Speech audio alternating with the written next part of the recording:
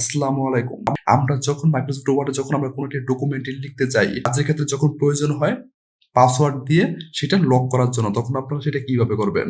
যখন আপনাদের কাজটা দিয়ে বলে, "এই ডকুমেন্টটা তুমি লক করে রাখো, একটি পাসওয়ার্ড দিয়ে লক করে রাখো।" তাহলে আপনারা কিভাবে করবেন?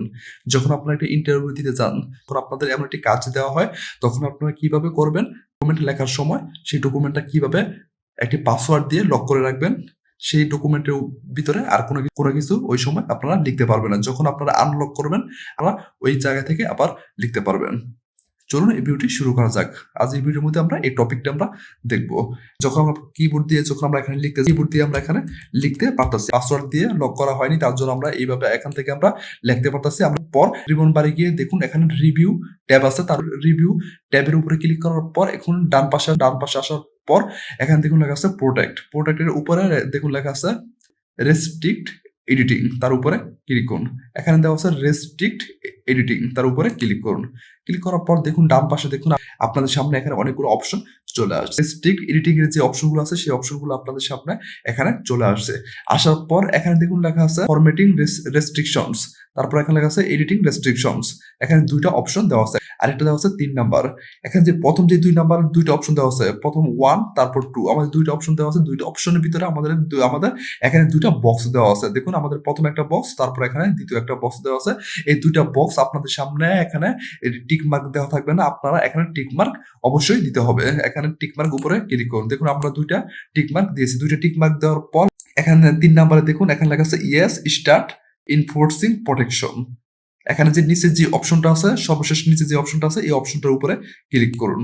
ক্লিক করার পর দেখুন আপনাদের সামনে এখানে একটা বক্স চলে আসছে। বক্সের উপরে এখানে পাসওয়ার্ড উপরে ক্লিক করা থাকবে।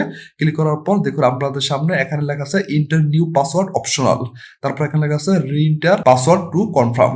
আপনারা এখানে প্রথম যে পাসওয়ার্ডটা দিবেন, ঠিক পাসওয়ার্ডটা আপনাদের এখানে যে দ্বিতীয় যে কনফার্ম আছে, কনফার্ম যে অপশনটা, সেই অপশনটার উপরে আপনাদেরকে ঠিক একই পাসওয়ার্ডটা আপনাদেরকে এখানে দিতে হবে। পাসওয়ার্ড অপশন তার উপরে ক্লিক করুন। ক্লিক করার পর আপনাদের ইচ্ছা অনুযায়ী আপনাদের এখানে একটা পাসওয়ার্ড দেন। দেখুন আমি এখানে পাসওয়ার্ড দিয়েছি। তারপর আমি এখানে যে পাসওয়ার্ডটা দিয়েছি, আমি সেই পাসওয়ার্ডটা আমি আবার এখানে দিব। পাসওয়ার্ডটা দিয়ে আমি কনফার্ম করব। পাসওয়ার্ড দেওয়ার পর এখানে ওকে, তার উপরে ক্লিক করুন। ক্লিক করার পর দেখুন এখানে ক্লোজ এর উপরে ক্লিক করুন। দেখুন এটা আমাদের এখান থেকে চলে গেছে।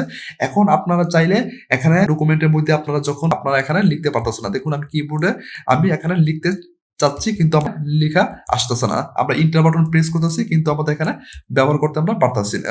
দেখুন আমাদের এখানে ডকুমেন্টের ভিতরে আমাদের যা লেখা, সেই লেখাগুলো আমরা এখানে লিখতে পারবো না। দেখুন কিবোর্ডে আমরা লেখার চেষ্টা করতেছি, কিন্তু আমরা লিখতে পারতাছি না। আমাদের এটা লক হয়ে গেছে, এটা আমরা এখানে লিখতে পারতাছি না।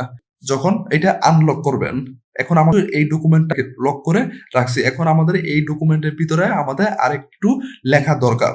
এখন আপনারা আনলক করে আপনারা এখন লিখতে পারবেন। এখন আনলক করার জন্য ঠিক একইভাবে স্ট্রিক্ট এডিটিং এর উপরে ক্লিক করবেন। ক্লিক করার পর এখানে নিচে সর্বশেষ নিচে দেখুন লেখা আছে স্টপ প্রোটেকশন, তার উপরে ক্লিক করুন।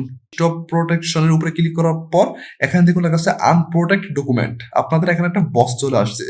ওই যে আপনারা একটু আগে যে পাসওয়ার্ডটা এখানে দিয়েছেন, সেই পাসওয়ার্ডটা এখানে দিতে হবে আনলক করার জন্য। আনপ্রোটেক্ট ডকুমেন্ট, এটা আপনাদেরকে আনপ্রোটেক্ট করার জন্য এখানে আপনাদেরকে এই পাসওয়ার্ডটা দিতে হবে। তাহলে আপনাদের পাসওয়ার্ড দেওয়ার পর এখানে আনপ্রোটেক্ট হয়ে যাবে। তাহলে আমরা এই পাসওয়ার্ডটা আমরা এখানে দিয়ে দিয়েছি। দিয়ে দেওয়ার পর এখানে ওকের উপরে ক্লিক করুন। দেখুন আমাদের এখানে যে ডকুমেন্টটা ছিল, সেই ডকুমেন্টটা আমাদের আনপ্রোটেক্ট হয়ে গেছে।